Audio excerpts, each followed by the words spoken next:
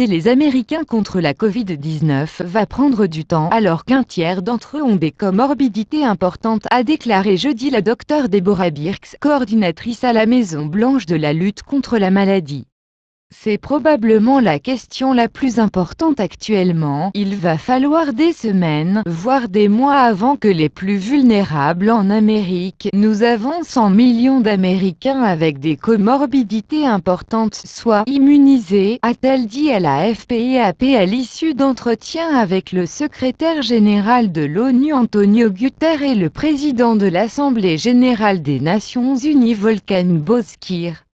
Cela va prendre du temps pour les faire vacciner, a-t-elle insisté. Les personnes atteintes de comorbidité ont divers troubles aigus ou chroniques qui s'ajoutent à une maladie initiale, comme par exemple avoir du diabète doublé d'une hypertension. La conseillère de la Maison-Blanche qui n'a pas dit si elle poursuivrait son travail à l'avenir auprès du président élu Joe Biden a insisté sur la nécessité de continuer à observer des gestes barrières pour limiter la propagation du virus sur le sol américain.